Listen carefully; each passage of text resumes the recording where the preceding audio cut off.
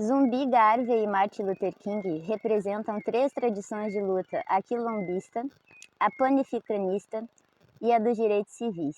Vamos ressalvar a importância de entender a ótica da historiografia colonialista, de construir uma imagem negativa de Zumbi dos Palmares e de que isso não vem dos fatos, mas sim da propaganda histórica e interesses políticos e raciais que tentaram desmontar o símbolo que ele representa. Vamos conversar sobre o racismo histórico e a disputa pela narrativa?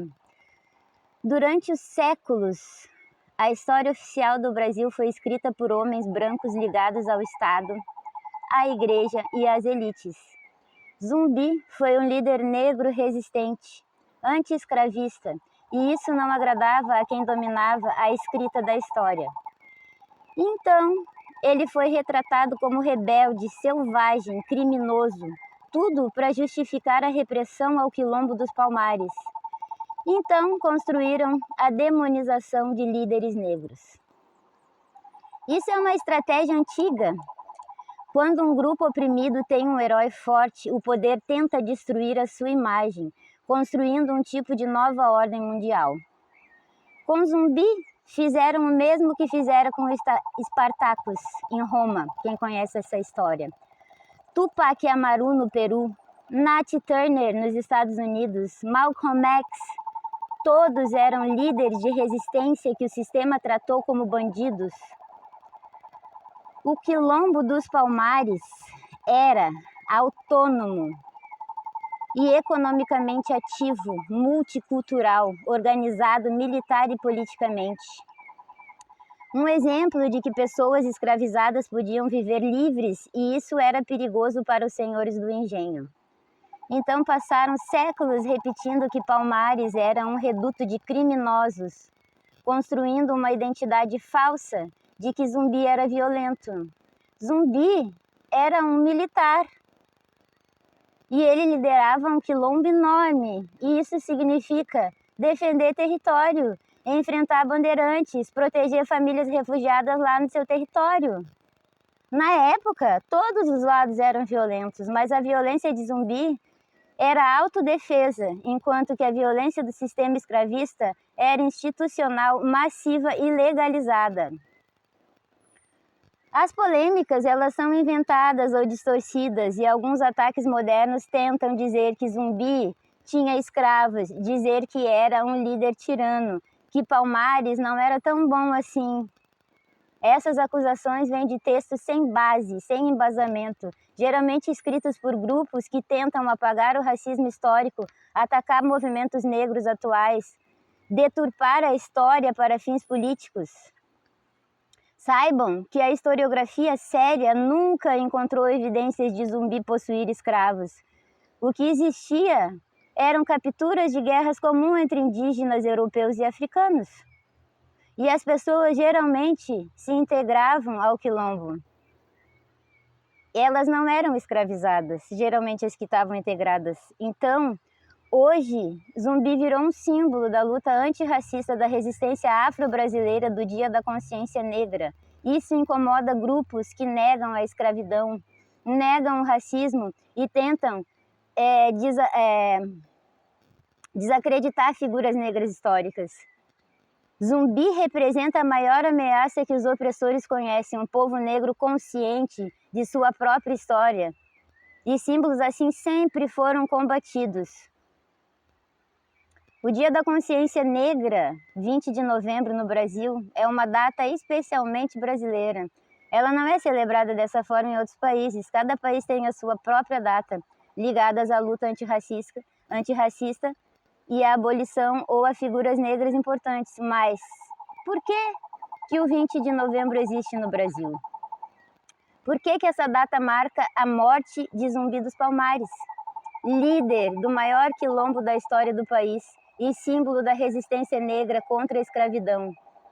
E o que aconteceu no dia 20 de novembro? No dia 20 de novembro de 1695, Zumbi foi morto pelas tropas coloniais e o seu corpo ele foi exposto em Recife para tentar intimidar a resistência negra. E por que essa data foi escolhida? Nos anos de 1970, os movimentos negros brasileiros procuravam uma data que representasse a luta da resistência e o orgulho, e não uma celebração tutelada pelo Estado como o 13 de maio, dia da abolição. O Grupo Palmares, em Porto Alegre, no Rio Grande do Sul, foi o primeiro a propor o 20 de novembro como Dia da Consciência Negra, destacando resistência organizada dos quilombos e a autoafirmação da população negra, a mudança de foco de uma abolição concedida para uma liberdade conquistada. E por que 20 de novembro é tão simbólico? Porque ele desloca o centro da narrativa, de a liberdade foi dada pela princesa, para a liberdade foi conquistada com sangue, luta e união. Esse dia ele resgata a ideia de que Zumbi encarna a memória dessa resistência. E o Brasil, minha gente, tem uma história profunda de luta antirracista que precisa ser reconhecida. Olá, eu sou a Pri, historiadora. Sejam bem-vindos ao nosso canal Aletheia. Já clica aí para honrar as nossas aulas e segue para receber mais do nosso conteúdo. A nossa conversa de hoje lembra a história do orgulho negro e como ele se expandiu. Ele é uma luz do passado lá no futuro que se faz presente nos corações. Quem foi ele? Ele foi Marcus Garvey. Nasceu em 17 de agosto de 1887, em Santans Bay, na Jamaica. A sua família era muito pobre. O seu pai era pedreiro e tinha biblioteca em casa. A mãe dele era lavadeira e ele era autodidata. Ele aprendeu sozinho lendo os livros da biblioteca onde o pai trabalhava e os que ele tinha em casa. Ele cresceu vendo o racismo colonial britânico, miséria e desigualdade. E os primeiros trabalhos de Garvey, no início da consciência política, na juventude dele, ele trabalhou como tipógrafo, aprendiz de imprensa, jornalista. Nessa época, Garvey começou a perceber como o racismo estruturava a vida das pessoas negras e viu que a imprensa era uma arma poderosa para criar consciência. Então, antes dele se tornar um líder mundial, ele viajou o mundo, trabalhou em plantações de banana. Ali, Garvey viu a exploração brutal dos negros, salários miseráveis, a violência colonial e viu a mesma exploração nas obras do Canal do Panamá, as condições desumanas de trabalho de negros nas plantações e ferrovias. Em Londres, ele trabalhou como operador de elevador, editor e jornalista e aproveitou que estava em Londres para estudar a política, a economia e história africana. Ele foi influenciado por autores panafricanistas e em 1912 e 1914 ele foi um momento decisivo da vida dele. Ele visitou organizações africanas e afro-caribenhas, foi lá que surgiu a visão dele. Se os brancos têm seus reinos, por que os negros não podem ter o deles na África? E isso mudaria o mundo? Já em 1914, ele volta para a Jamaica e lá ele vem a fundar a UNIA, que é uma associação universal para o progresso negro. E a UNIA tinha o objetivo de unir os negros do mundo inteiro e resgatar a autoestima, promover educação, negócios, independência, preparar o retorno para a África com aquela expressão Back to Africa. Em 1916 ele cria o maior jornal negro do mundo, The Negro World, e a corporação Black Star Line, uma companhia de navios criada por e para negros para o comércio, o transporte e futuramente o retorno à África. A Black Star Line virou um símbolo de libertação. Era uma visão nunca antes vista, negros organizados, orgulhosos, marchando como um exército global. A UNIA, ela chega a ser a maior que qualquer movimento negro da história. Em 1920, Garvey reuniu em Nova York só aquele dia 25 mil pessoas.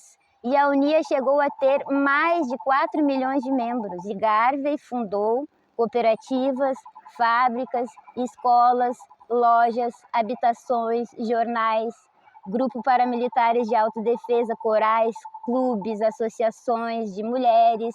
Era um império negro. Atuava também em 40 países, incluindo o Brasil, Cuba, Estados Unidos, Canadá, toda a África, Caribe, Europa. Garvey se tornou o maior líder negro do planeta naquela época até agora. O feito gigantesco dele foi criar uma consciência mundial. Tudo que existe hoje no orgulho negro tem raiz em Garvey. O Rastafari, o movimento panafricanista, cabeça erguida, cabelos naturais, orgulho de origem africana, independência dos países africanos, direitos civis, luta contra o colonialismo e os grandes homens negros são inspirados nele. O que Martin Luther King falou, ele disse: Garvey foi o primeiro homem negro a dar milhões de pessoas um senso de dignidade. E Malcolm X disse: meu pai é garveyista, eu cresci ouvindo Garvey. Você sabia que Garvey e Selassie se encontraram em 1937 em Londres? Garvey ficou muito dividido, ele admirava o Império da Etiópia, mas ele tinha uma crítica, ele criticava Selassie por não fazer mais pelos africanos da diáspora. Porém, ele reconheceu a importância espiritual. Só que o governo do Zewa começou a temer a influência, né? E o FBI, que foi criado quando? Em 1908, espionou ele desde cedo. Encontraram brechas na Black Star Line, acusaram Garvey de fraude postal. Ele foi condenado e preso em 1923. E mesmo na prisão ele escreveu discursos e organizou a UNIA. Em 1927 foi deportado para Jamaica e seguiu escrevendo, organizando e inspirando movimentos anticoloniais. E ele morreu quando? Dia 10 de junho de 1940. Pobre, mas imortal como ideia. Os Rastafaris nasceram por causa de uma profecia de Garvey. Garvey dizia: olhem para a África quando surgir um rei negro coroado, pois o dia da libertação está próximo. E em 1930, quando Haile Selassie foi coroado na Etiópia, muitos jamaicanos disseram: a profecia se cumpriu, aqui está o rei negro, ele é o Messias. E assim nasceu o movimento Rastafari, e sem Garvey ele não existiria. O legado final que Marcus Garvey deixou foi a bandeira pan-africana, com vermelho, negro e verde, e o orgulho negro moderno e os movimentos antirracistas modernos. E é por isso que ele é considerado o profeta negro do século XX. Agora, quem foi Haile Selassie? Haile Selassie foi o último imperador da Etiópia, considerado pelos Rastafari como o Messias negro, a reencarnação do Leão de Judá e o cumpridor de profecias bíblicas.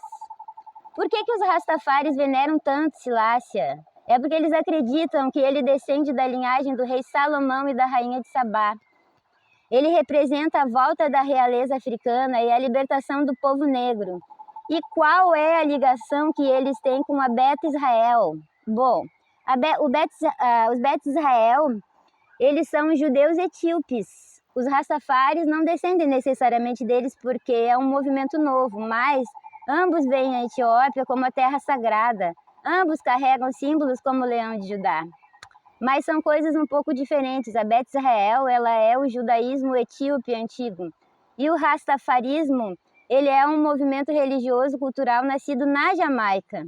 Assim como foi o cristianismo, assim como uma nova aliança, mas o seu nome real, ele era Tafari Makonnen.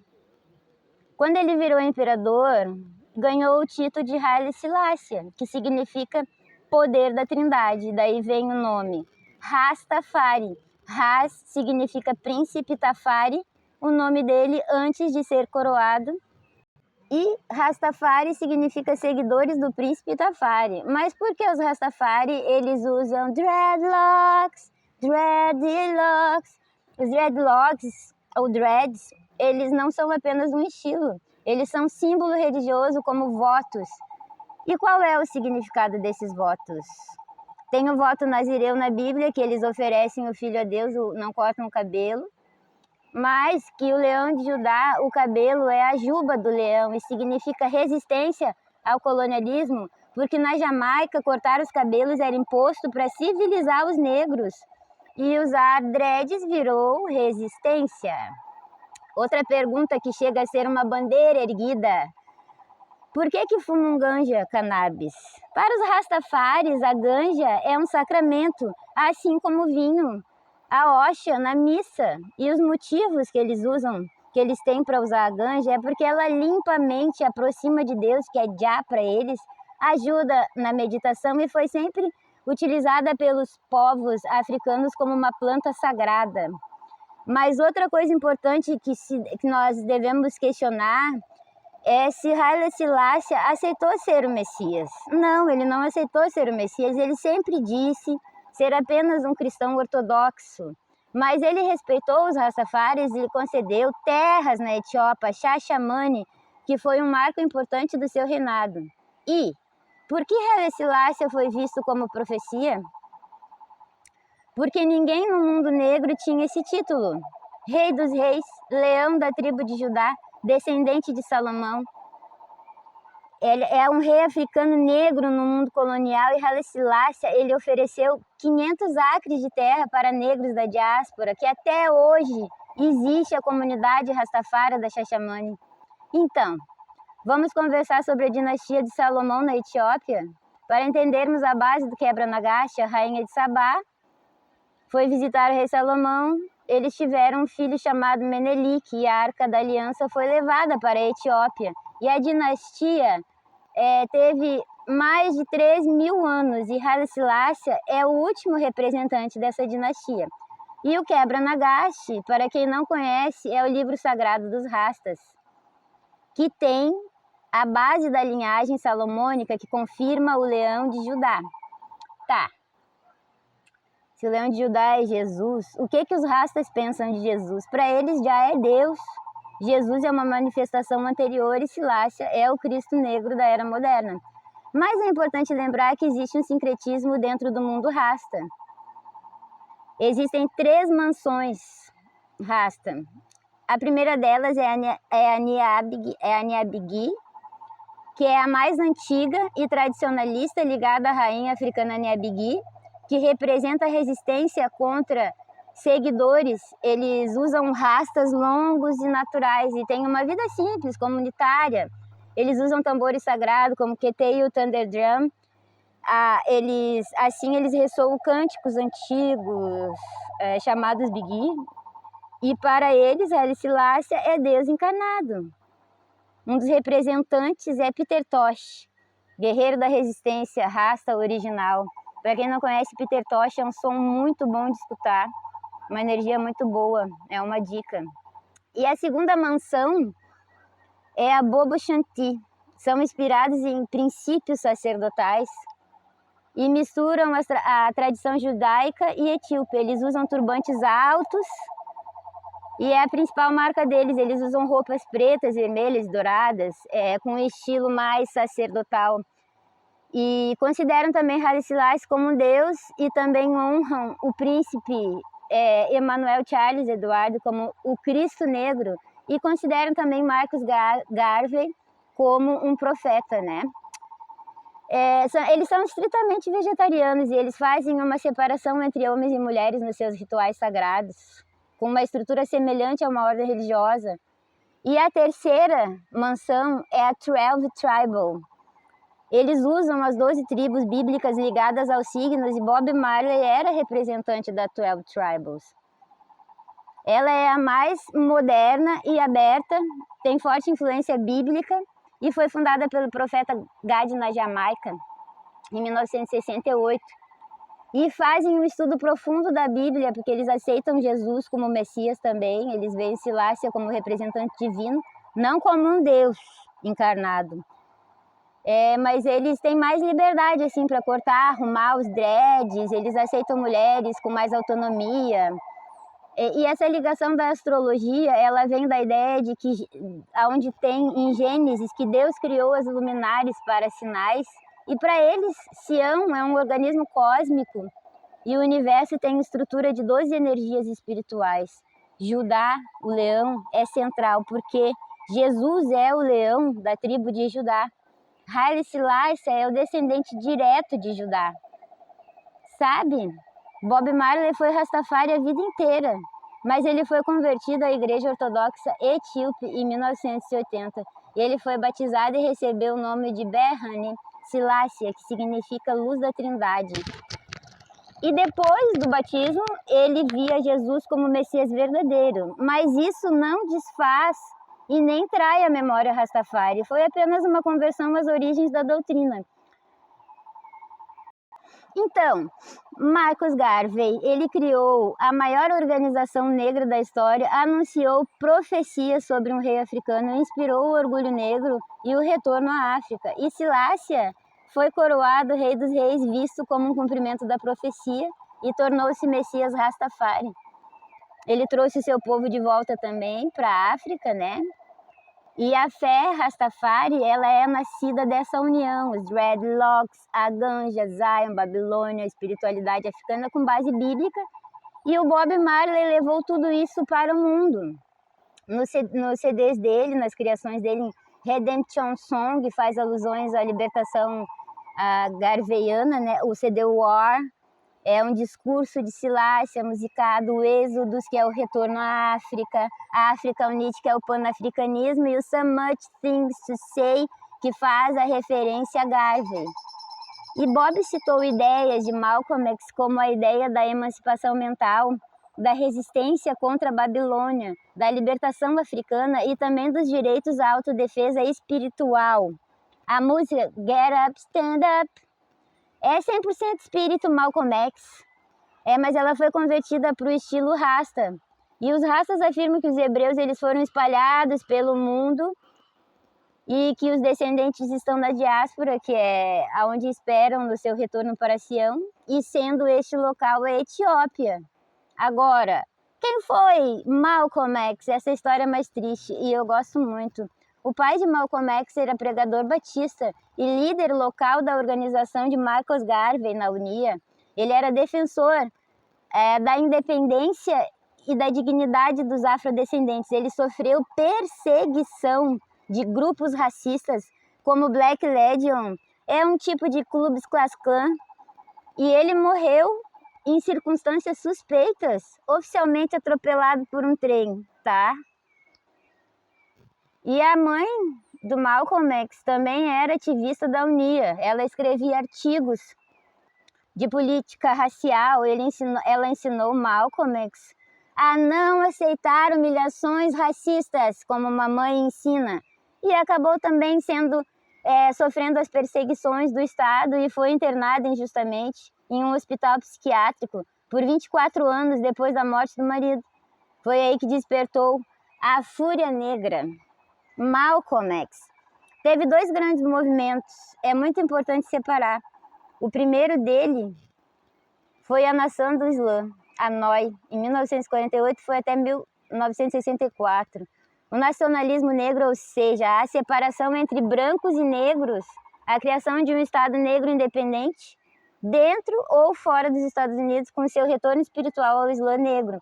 E a rejeição do americanismo branco, e isso aconteceu porque o pai dele foi assassinado por supremacista e a mãe dele foi internada injustamente por muitos anos. Então Malcolm viveu o racismo extremo. E a nação do Islã ofereceu disciplina, religião, identidade, orgulho negro. E ele virou o maior orador negro da América. E o segundo passo dele, primeiro e segundo, o movimento dele foi a Organização da Unidade Afro-Americana também, em 1964 a 65, que foi fundada depois que ele saiu da nação do Islã. Esse movimento é inspirado na Organização da Unidade Americana, fundada por Haile Selassie, ou seja, Malcolm X construiu um movimento pan-africanista igual ao modelo etíope. E o que ele defendia agora eram os direitos humanos dos negros em nível internacional, uma união global dos povos africanos e da diáspora. Também defendia julgar os Estados Unidos na ONU por causa do racismo.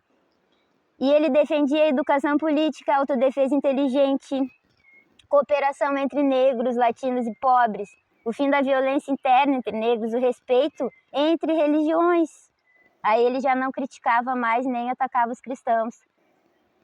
Porque depois da peregrinação dele a Meca em 64, ele se tornou muçulmano sunita, não mais da nação do Islã. Ele mudou a visão dele. O problema agora não era mais branco, mas era o racismo branco estrutural. E a melhor frase que define Malcolm X no final da vida dele foi aquela: Meu objetivo é a liberdade dos oprimidos, não importa a sua religião, cor ou país. Malcolm assume Haile Selassie como referência política com o discurso de Selassie de 1963, naquela frase que os Rastafari tanto cantam na música: enquanto a filosofia que considera uma raça superior à outra não for derrubada, não haverá paz. Esse discurso é cantado pelos raças como Max Romeo, com a música No Peace. Mas, por que Malcolm X rompeu com a nação do Islã? Você sabe? Eu vou contar. A ruptura aconteceu por alguns motivos centrais. Ele descobriu corrupção interna, que Elijah Muhammad, líder da NOI, mantinha relações com várias secretárias, engravidou adolescentes, quebrou regras que ele mesmo exigia dos outros. E Malcolm X ficou chocado. Outro motivo é de a NOI pregar a separação negra, e Malcolm queria era organizar comunidades, participar de marcha, dialogar com a ONU, denunciar o racismo no mundo. E a NOI chegou até a procurar ele para dizer que ele estava indo longe demais. Outro motivo foi o comentário sobre o assassinato de Kennedy.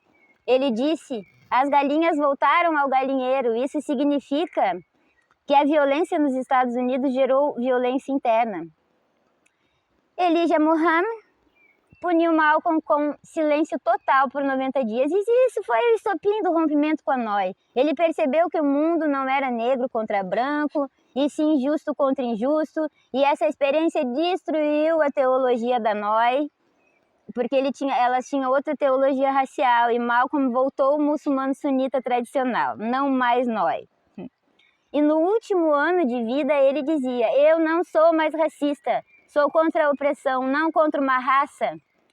Ele queria unir negro, pessoas pobres, qualquer religião, e por isso se tornou um perigo para supremacista, FBI e setores da própria NOI. Então ele foi assassinado em 1960. Mas em vida, quando ele visitou a Etiópia, ele foi recebido como líder internacional, e durante o seu tour pela África ele visitou 12 países africanos. Mas a visita à Etiópia teve um peso diferenciado. Ele foi recebido pelo Palácio Imperial, não pelos ministros, mas pelo próprio rei Haile Selassie. Ele discursou para estudantes etíopes, falou sobre os direitos humanos, panafricanismo e dignidade negra. Ele foi tratado como embaixador da diáspora. E a Etiópia via ele como um dos filhos perdidos da África que retorna. Mas realmente, quem foi que matou? E quem estava por trás dessa história? Ele foi assassinado em 21 de fevereiro de 1965 em Nova York. 3 homens foram condenados, todos membros da nação do Islã da NOI. Tadji Haer Mujahid Abdul Halim confessou o crime no tribunal. A nação do Islã participou sim, e o FBI e a polícia de Nova York encobriram provas, e a reconstituição histórica que hoje é aceita pelos pesquisadores é de que mandantes diretos da ala radical da nação do Islã, porque Malcolm rompeu com a NOI e começou a expor a corrupção, os abusos sexuais de Elijah Muhammad, as manipulações internas, e assim ele foi considerado traidor pela ala militante. E outra, o FBI sabia e deixou tudo acontecer. Essa parte é mais sombria. Sabe por quê? Porque documentos liberados revelam que o FBI monitorava tudo e sabia das ameaças contra o Malcolm X. E quando infiltrou agentes da NOI, lá, o FBI não impediu o assassinato. Foi um caso de conspiração, sim. E o nosso amado Martin Luther King, 1929 a 1968, foi um pastor batista, líder dos direitos civis nos Estados Unidos e uma das vozes mais importantes do século XX na luta contra o racismo e a segregação, a injustiça social. Ele defendia a não violência, inspirado em Jesus, no cristianismo social e em Gandhi também. Quando ele nasceu, nos Estados Unidos, eles viviam as duras leis da segregação racial, chamadas de leis Jim Crow, que separava os negros dos brancos. Escolas separadas, ônibus com áreas para brancos, proibido casar entre raças, negros proibidos de votar em muitos lugares, violência policial sistemática contra filhos de pastores. Ele estudou teologia e tornou-se um pastor da Igreja Batista. E ele foi influenciado por Gandhi, desenvolveu o método de resistência da não violência. A filosofia dele era responder ao ódio com amor, a violência com resistência pacífica e organização. Quando Rosa Parks foi presa por se recusar a ceder lugar para um branco no ônibus, King foi escolhido para liderar um movimento que paralisou a cidade por 381 dias. Esse boicote quebrou a economia, o sistema segregado de transporte e chamou a atenção nacional. E resultou no quê? Na decisão da Suprema Corte declarando a segregação nos ônibus como institucional. E King passou a ser o rosto da resistência pacífica. É um evento histórico, com mais de 250 mil pessoas diante do Lincoln Memorial. Foi ali que King pronunciou o famoso discurso I Have a Dream, onde apresentou a sua visão de uma sociedade racialmente igualitária. Ele dizia que o problema não é apenas uma segregação no ônibus, é uma segregação no salário, na moradia, na saúde, na dignidade humana. E nos últimos anos de vida, King passou a focar na pobreza. Ele criticou a guerra do Vietnã e denunciou o racismo estrutural como parte de um sistema econômico injusto. King foi assassinado em Memphis enquanto apoiava a greve dos garis, trabalhadores negros que exigiam direitos básicos, e sua morte gerou revolta em dezenas de cidades americanas. O diretor do FBI acusava-o de comunista. Ele grampeou a casa dele, o telefone, a igreja, mandou cartas anônimas pressionando King a desistir da liderança.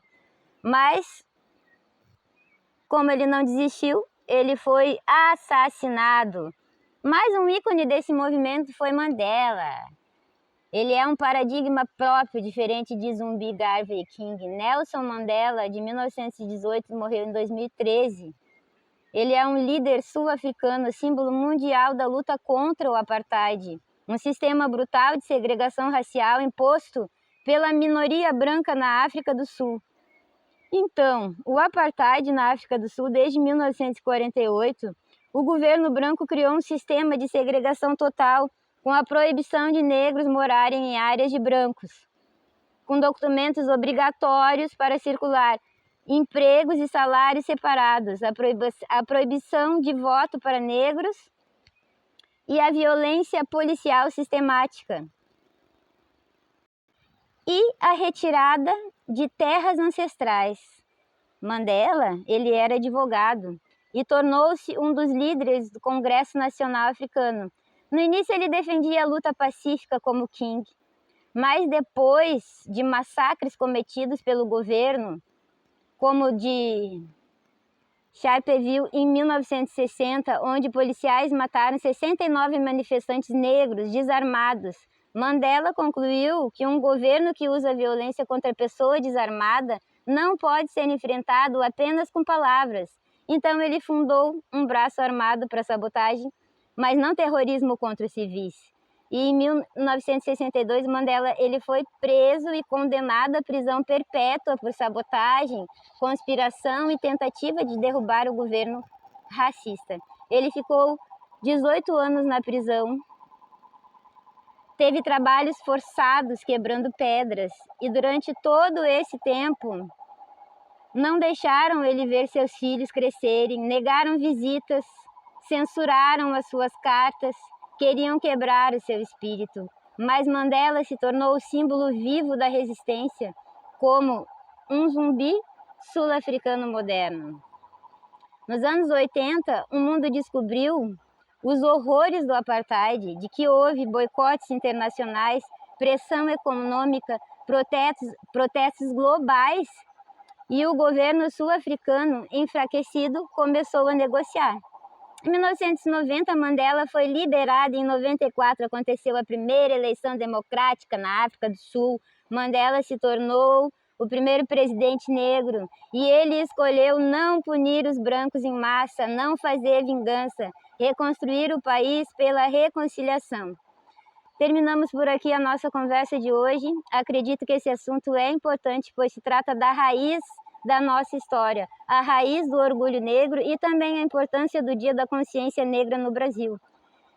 Então, é sempre bom compartilhar um conteúdo desses de graça.